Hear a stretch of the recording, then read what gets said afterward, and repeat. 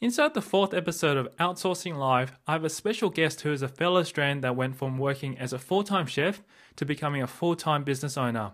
He outsources all client work overseas and makes a six-figure income just from helping his clients build websites and generating income from different areas of the internet. Also, in the quick tip, I share with you a fast and simple way to share files with your virtual team with a simple drag and drop feature. So let's get into it. Welcome to the Outsourcing Live podcast, where you will learn to build a virtual team to run your business. And now, your host, Tyrone Shum. Hi everyone, it's Tyrone Shum and welcome to another business podcast or Outsourcing Live podcast here. Today I've got a fellow Aussie here on the call and I'm really excited to have him here because I wanted to get him onto the call because he's got a very interesting story. He's got a very diverse business, and even though when I read up on his profile, he talks a lot about copywriting and business systems and outsourcing, he's got a very interesting business structure there, which I'll let him explain to you. Now, I was referred to this person by Gideon Shorwick, who's also a good friend of mine and also a good friend of his, and he came highly recommended. So without further ado, I'd love to introduce you to Joshua Braytag. G'day and hi, thanks for that introduction there, Tyrone. You're welcome. Yeah, I do run quite a very diverse business at the moment. We do things from outsourcing, finding recruitment overseas, SEO, pay-per-click, website design. We also do online strategy management, customer relationship models, video editing, live shooting, and also production. And also we have a copywriting service as well. So as you can see, we're quite the diverse business. And if I talk to my mentor, James Schrenker, tell me to stop being an idiot and just do one thing. Hey, but James delves into a lot of different pies as well. But that's another story as well too. Oh yeah, but that's because he starts up in one area and then he builds out, which is what I've done now. I've started to going back to my grassroots and building up each system in each area properly according to the E-Myth sort of principle of the franchising business. Sweet. All right, well, let's just jump back. Before we do get into your business and so forth, tell a little bit more to the listeners and also viewers exactly where you started and also why and how did you get to where you are now?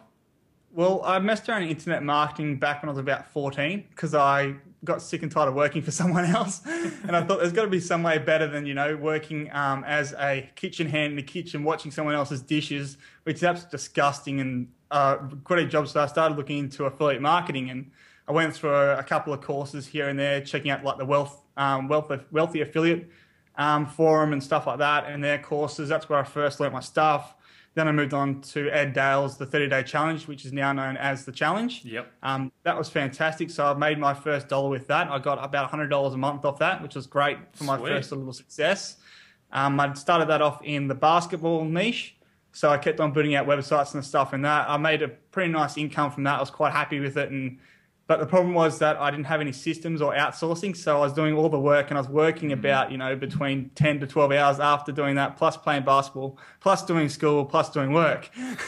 So trying to do that all at once was pretty stupid. So I sold off the actual business and got a nice little sum of money, which then went towards my schooling education in a double Bachelor of International Hotel and Restaurant Management, which I'm still finishing now. I've got the last 6 months to go at Le Cordon Bleu, which is pretty awesome, but now it's a waste of time for me.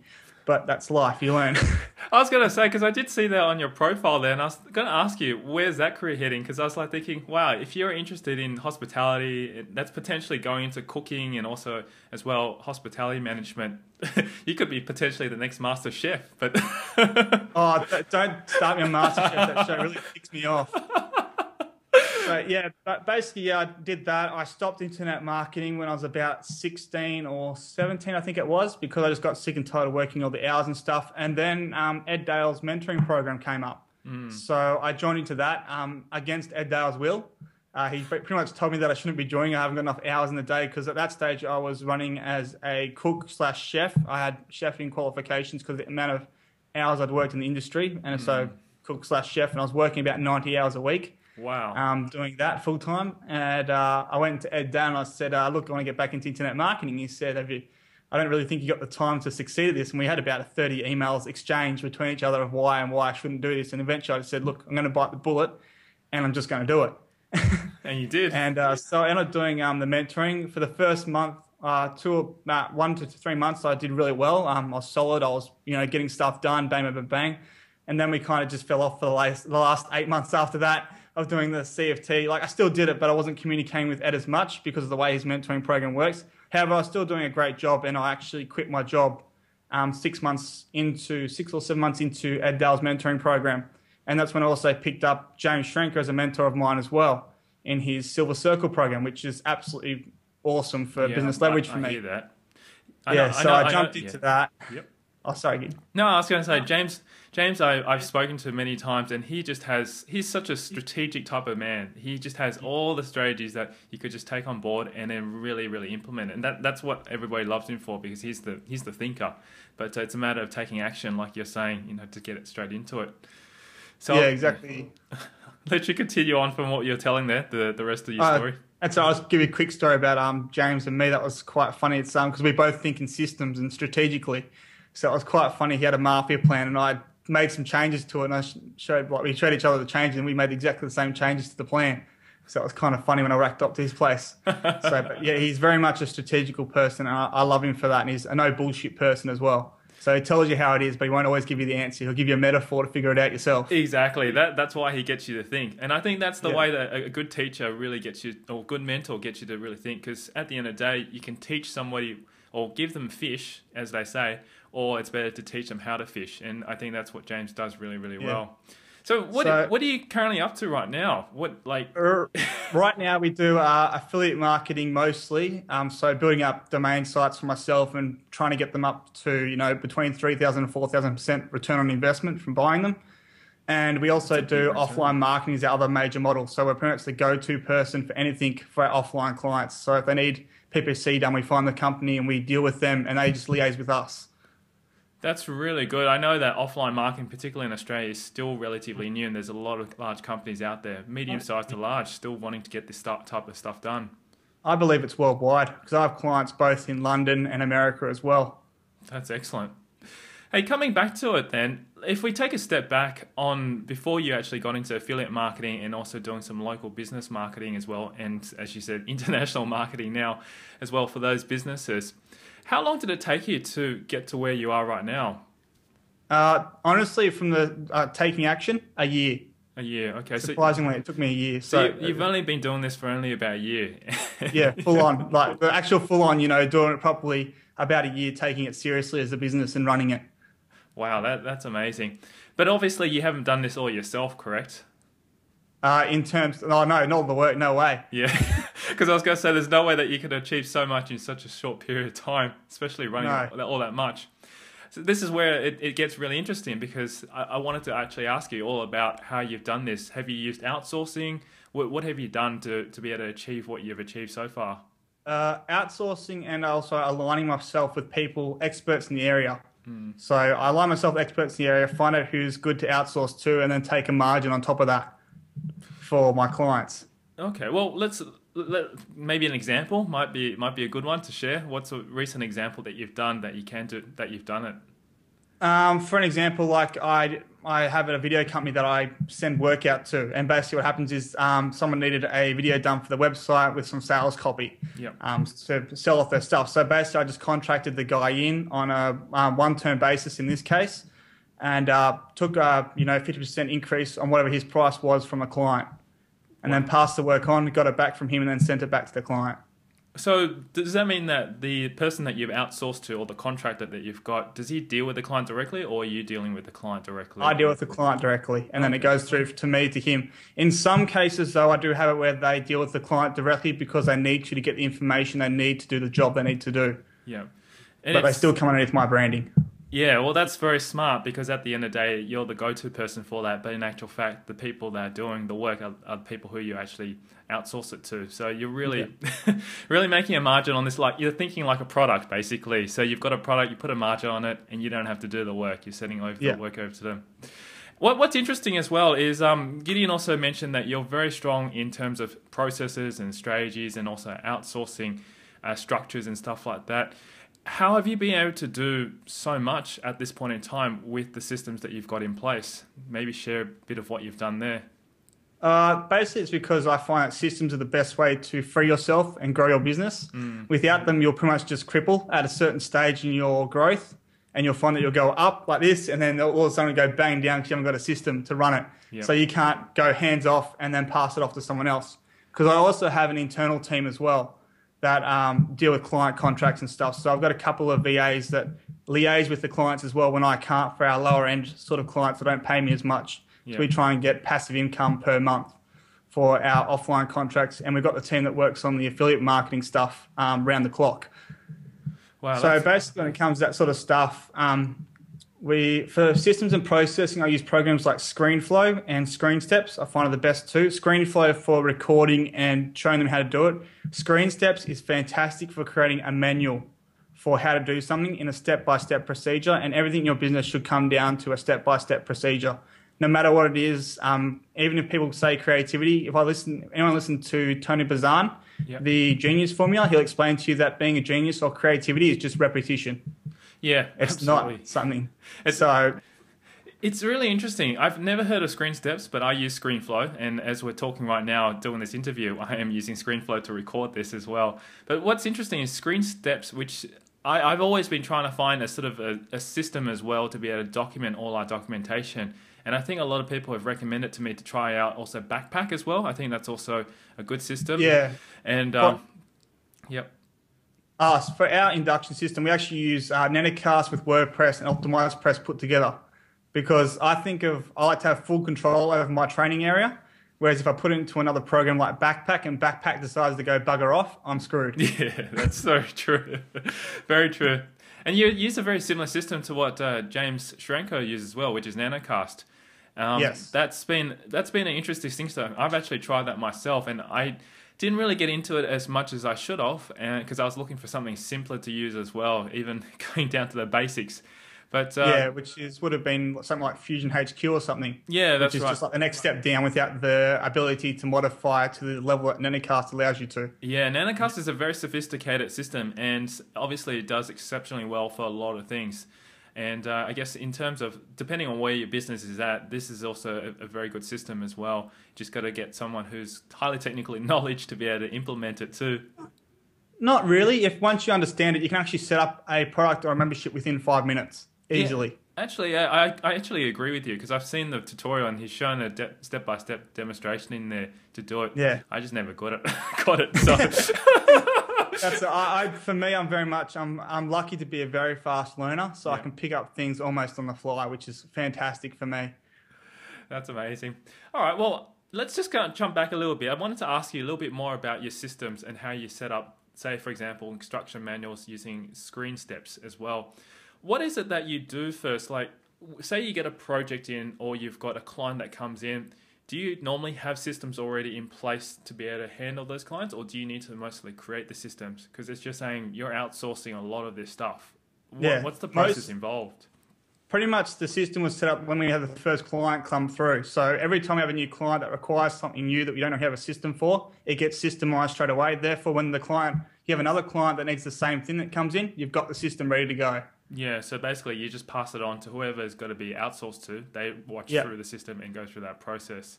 Exactly. So basically we use Basecamp and the ScreenStep for the manual. Yep. So the manual gives them the step-by-step production for each step in the process. And then in Basecamp, we use what's called to-do lists. And I learned Basecamp from James Schrenko, just to give him a little bonus there, because he taught me about it and he needs to be recognized for that. Yeah. So we use a to-do process in Basecamp, so we can drop things down from each step in the process, and I can just go into Basecamp and look and go, okay, that's where that project's up to. I know it's going to take 5 more days before it hits the end of the funnel. Okay, so it's pretty systemized actually. So in Basecamp, as you mentioned, you've got one to-do list, because I use Basecamp as well, and I have very similar systems as well. And between those, you've got the dates, obviously, because they give you deadlines on those. And from those dates downwards, you've got those to-do lists, which basically breaks down the steps 1 down to whatever step it is. Yeah. And so we basically just set up the to-do list as each step, and then we add in the a message, which is going to be normally it's just the name of the website or the name of the person, the date that it's due to go, and then just the person gets changed that goes through each step, as there's a certain person for each step in the process normally. Yeah, that's absolutely right. Okay, well, it's very similar to a lot of the processes that I've been doing as well. I think once you understand Basecamp and you understand how to set up systems on that side of things, it's actually not that hard. But I'm really interested in this Screen Steps, which I'll have to definitely check out as well and find out how that one works. The reason why it rocks is because instead of using pages or something, you got to take a screen capture and then put it in, and then convert it to a JPEG, then put it into the pages. Screen Steps, you take the screen capture, goes straight into the document, you add the step and the words and the arrows and stuff all there. It's just click and point and drag. It's like perfect Mac synergy almost. Yeah, I reckon. They get on Windows. That's nice. Definitely, that's a cool tool to check out. Any other tools you're currently using as well? So you've got Basecamp, you've got Screen Steps, other tools like sharing for files, communication. What do you use as well? I've got Dropbox, I've got Skype, I've got Campfire for when Skype crashes or GoToMeeting crashes on Basecamp. We use GoToMeeting. I also use Focus Finder for doing the Pomodoro technique. So that's 25 minutes of work, 5 minutes off, 25 minutes of work, or the 50-minute work period and 10 minutes off. I tend to find the 25-minute and the 5-minute work works better, and I teach my outsourcers that as well. Other stuff we use is definitely create your own induction process where you teach your staff base skills that you want them to have.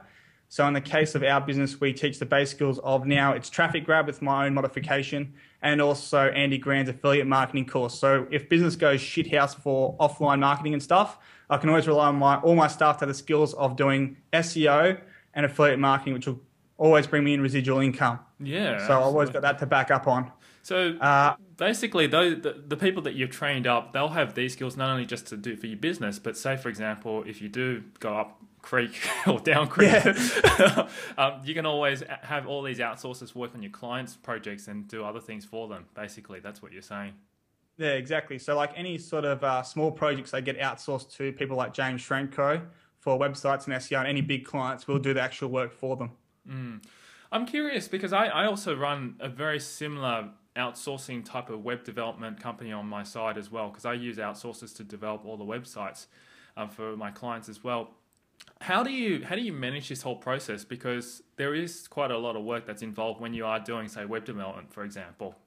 Yeah. I mean, like, it's not as simple as just getting a website and developing and putting it up. You obviously, when the client's going to say, look, I'm not happy about this, please change that. There's a bug there, change this, etc. How have you handled these kind of things? Just let me pull up my process and I can tell you the exact step-by-step process for it. Just got to pull it up for you. Okay. It's in Basecamp. So I'll go through it's about 19 steps, I think, from the top of my head. That's not too bad, actually. 19 steps is not as many steps as I would think, because we have quite a number of steps to go through. But also, too, I think there's a process and a system that most of these outsourcers need to follow in order to be able to get these things done. But keeping them accountable is also something else I've got to have a chat to you about. And daily meetings is fantastic for that. Yeah. But we'll get to that in a minute. So basically for our process, I wish I could actually show you my screen, but I can't. Well, send a file over later and I'll put it into the front of the, next to I'll have to video. probably take a quick video and a screen flow for you. Okay. But basically, like, we put in what's the websites or jobs that have come in today. So that's the first thing, is the first to-do list is called today. So that's jobs that have just come in, because we have to start jobs within a 2 to 3 day period maximum. Then we go into what's called the web build pipeline. So as soon as we're ready to start it, it gets dropped into another to-do file called the web build pipeline. And they're the ones we started it. And then someone associates their name and the due date for that website to be finished. And that's normally between a 3 to 6 week period, depending on what type of website it is and the complexity of it. Then from there, we actually do all the research. So we find out the keywords, affiliates, CPAs, AdSense, what their cost per lead is, the analytics, the AdWords, all the information you need about the site to actually build it. The customer avatar, we always build a customer avatar before making a website to make sure it's targeted towards the customers and not the business, even though you've got to whack them around the head a few times to teach them that. Yep. Then we go on to what's called the design phase. So then that gets passed on to the graphic designers. The graphic designers go off and design it into JPEG format. That then gets sent off once the 3 different drafts are done. That'll then get sent off to the clients. The clients will then go, okay, we don't like this, we don't like that, we don't like that. We're actually trying a new program where they can do that in live time. I can't remember what that program is off the top of my head, but I will send it to you later. That's so cool. We're just trying that out now, and it's fantastic. It's like having a server on the internet, but not. And it has it's just you drop and paste the Photoshop files in there, and it works like the website does. It's fantastic, really quick for getting the website up for the client to check. Once the client's checked it and then signed off that they're happy with the way the website looks and the way it functions, Then it gets passed on to the quality check phase to make sure everything's happy, make sure everything's going to work, make sure we can actually code the thing is a good thing to double check, because sometimes clients ask for the most weird out things and it's going to kill your coding budget. That's like right. Crazy. Yep. Then we move into the coding phase. So then that gets passed on to our team of coders, which are between Pakistan, India, and the Philippines. So we have 3 different coding teams to leverage the 24/7 hour clock. So normally designers work during the day and pass over to the coders at the night time, and normally you get a website like within the 24 period if you want to. That's very smart. Very smart. So that's fun. So then that gets passed on. We have rules for the test servers and also for the coding of the site. So things like it needs to be a widget format. We also have our own WordPress theme that we've made to base all our websites off, so it's easy for clients to update their own information if they need to. So basically, instead of having to touch HTML, they just go into a widget and change it like that, and it's done. And then we also, with that, when we hand it over to the client, we have a video on how to change their stuff, and one of the outsourcers does that for me and does a quick video of how to change things for them in ScreenFlow, and that gets sent over to them as they hand it off. Then we do the enhancement phase, so that's adding plugins and also any sort of SEO work that needs like meta tags, title tags, keywords, and also all the research and a couple of articles in there. Then we go back to another quality checkpoint to make sure the website's done, there's no problems, it works fine, we've checked every page, we've checked all the stuff, we've got a checklist for that which we tick off as we go down. It's about 3 or 4 pages just to double check. Then from there, we actually put the content onto the site. So then that gets checked as well. It gets SEO optimized, make sure it's great. That either comes from the client or it comes from ourselves, or it's an interview sort of format, or we actually do copywriting for them as well if needed. So that happens then. And then we actually put the website into 4 different phases. So it's either completed. So that means we don't have to do any more work with it, but we will follow them up for SEO, pay-per-click, video, and all our other services to do work. Otherwise, it goes into a low priority, a high priority, or a medium priority website, which determines what SEO or PPC package they're on for that, and the maintenance level of technical maintenance we give in hours per month for that. Wow, that is pretty detailed. Thanks for that. I'm curious though, there's obviously a lot that's going on. How many people are involved in this process? Do you have like a whole... For the website side, we use James Shrenko's super fast website for the small stuff. We are going to use them for that now because I don't want to waste time on smaller contracts. Yep. But for the bigger contracts, I think there's about 10 people in this team now, 10 or 11. And have you gone out to find these people yourself, or have you gone just to like a outsourcing company and say, look, these are the people that I want? Well, we have our own outsourcing service, so I just get my HR manager to go out and do it. That's very, very good. Obviously, to get to that kind of stage, though, to get to an outsourcing service like that, where do you start? Because I think a lot of people are curious.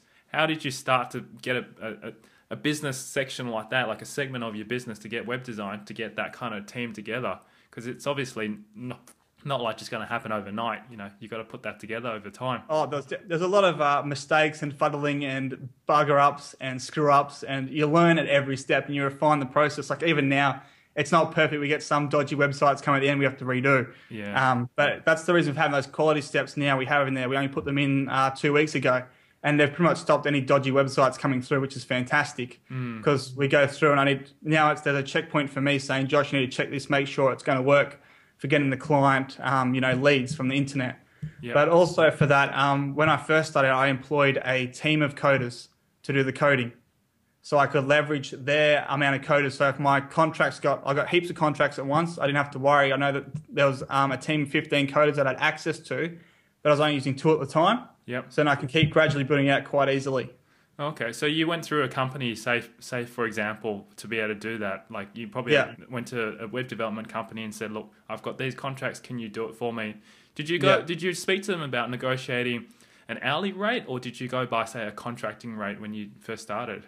I went by contracting with an hourly rate for fix-ups that needed to be done on. So we did a contract first, signed up on it and how much support that included, because we like to give our clients a month's support after they get the website. Yeah. So in case they have a like last minute, oh my God, we need to change this. It's against our legal terms of service and things. So we put that in there as well. And we also have a by hourly contract if the client needs work. And then once again, it's 100% markup on that for the hourly work.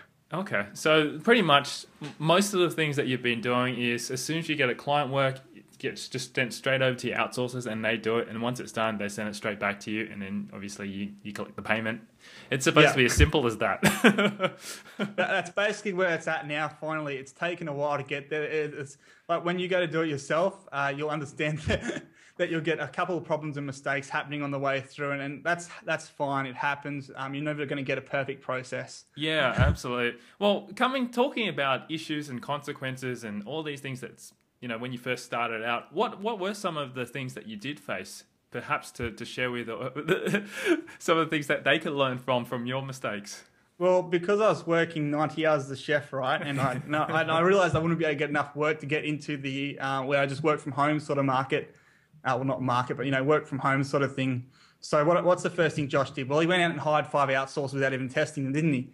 That was a smart idea. So 2 of them were fantastic. Luckily, one of them was C, which is a project manager I used to have, and the other one was my graphic designer who's still with me today.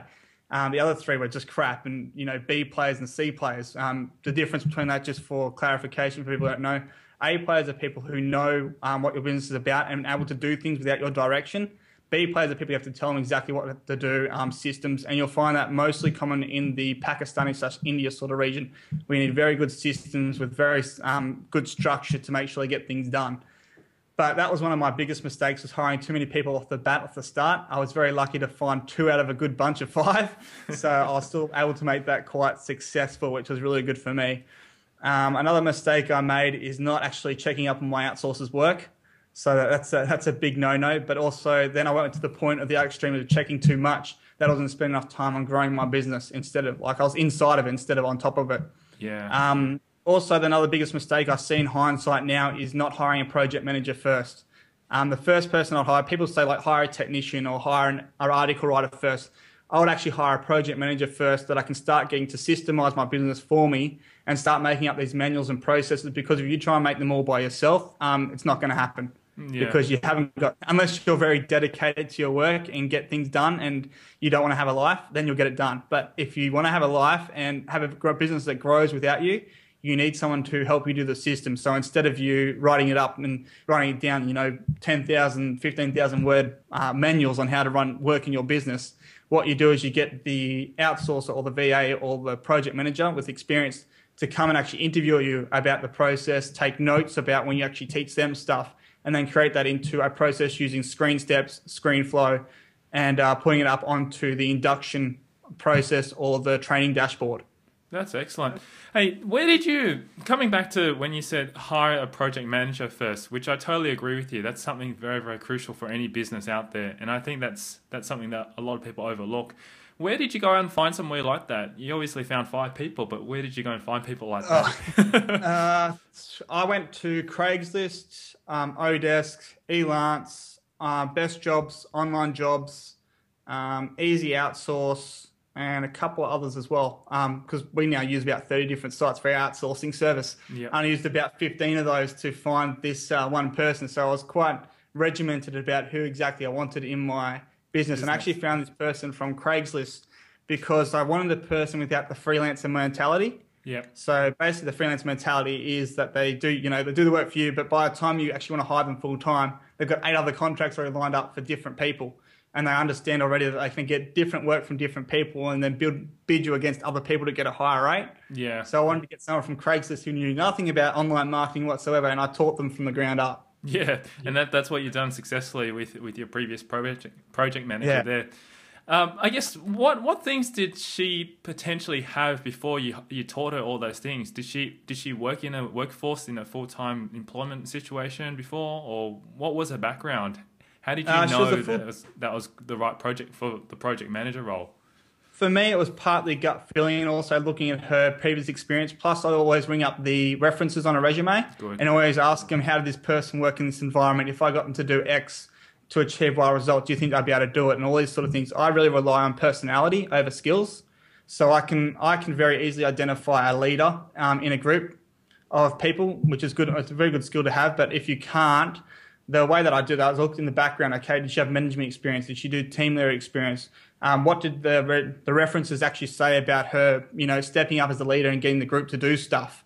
when there was group sort of work to do. So in this case, with the project manager she had quite a fair bit of managerial and virtual assistant background in very high corporate companies. Even though under the proviso of a VA, she really was more a, vice president of the company. Yeah, without getting paid for it. Yeah, sounds a little bit like that. Then since you've mentioned about being paid as well too, how did you determine what kind of rate she'd be on? Because obviously we look at virtual assistants and we hire virtual assistants anywhere between $350 to $500 or $600 a month. Obviously, for somebody with that kind of level of experience, what kind of average, say, rate would you be looking to pay them? Well, for her, I started her out in $500 a month, actually, which is very surprising because she's only used to the VA role and not getting paid a great deal of money. Fantastic. Soon she went up to $800 and then $1,000, and then she went up to $2,000 per month.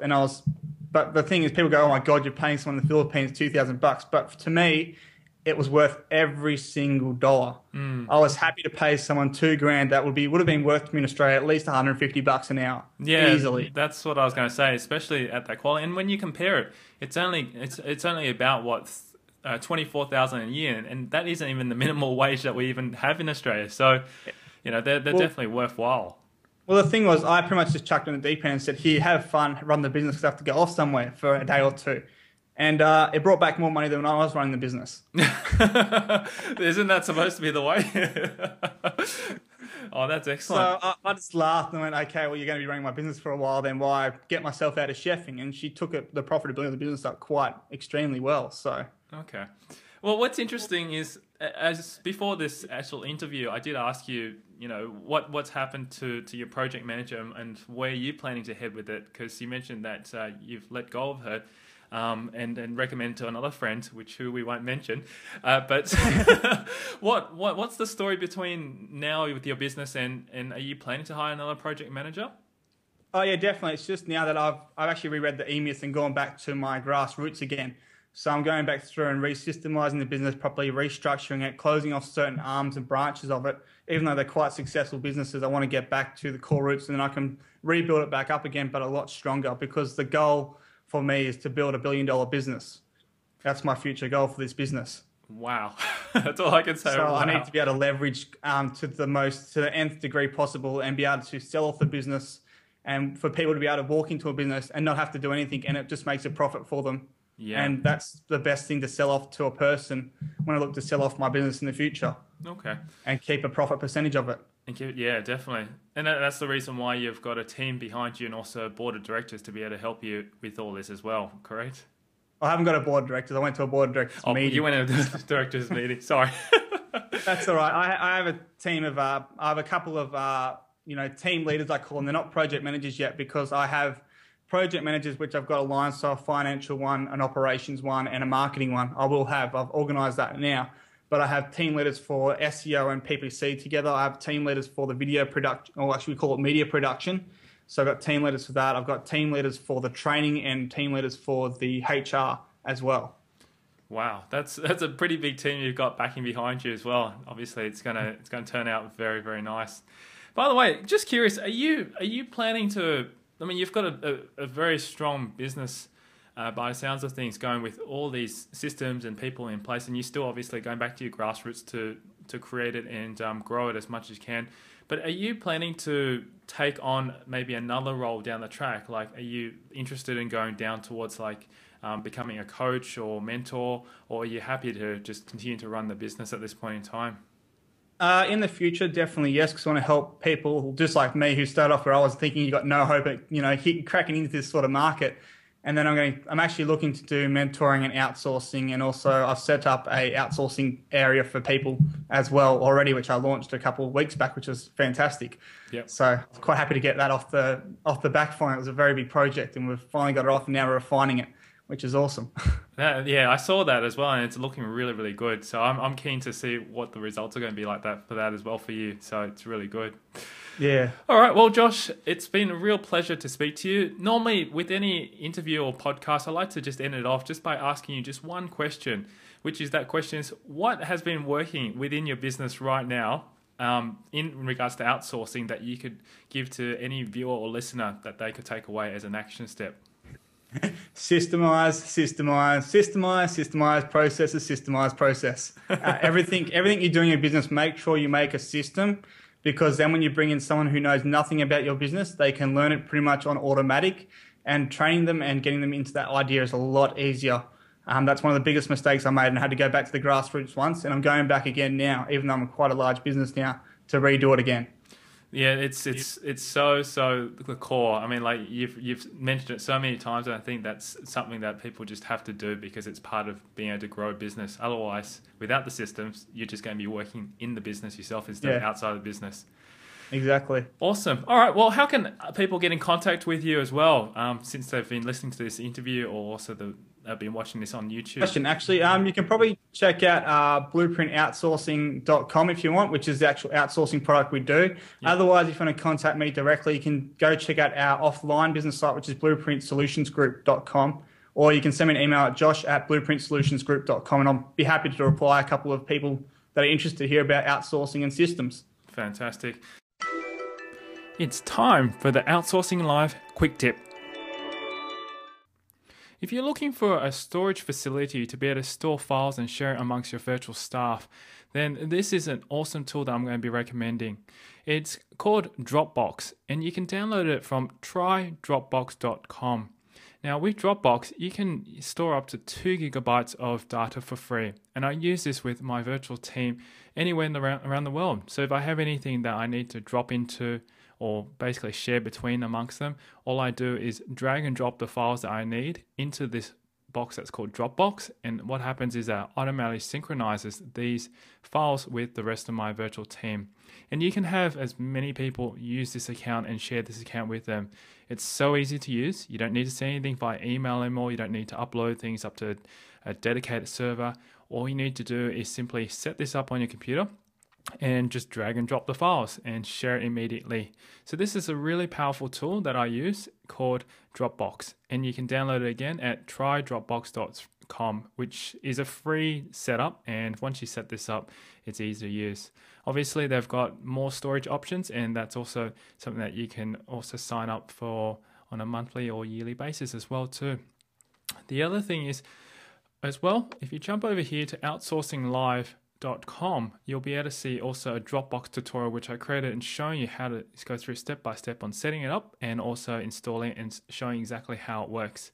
So if you want to see the tutorial, all you have to do is go to www.outsourcinglive.com/Dropbox-tutorial, and you'll be able to see the step-by-step guide on how that works. Now, if you like more resources like this one, you can find them inside Mass Outsource Mastermind, along with video tutorials and step-by-step instructions showing exactly how I use them. To get a 30-day, no-risk trial membership to Mass Outsource Mastermind, simply visit freevideoset.com. Until next time, I wish you success in your quest for outsourcing.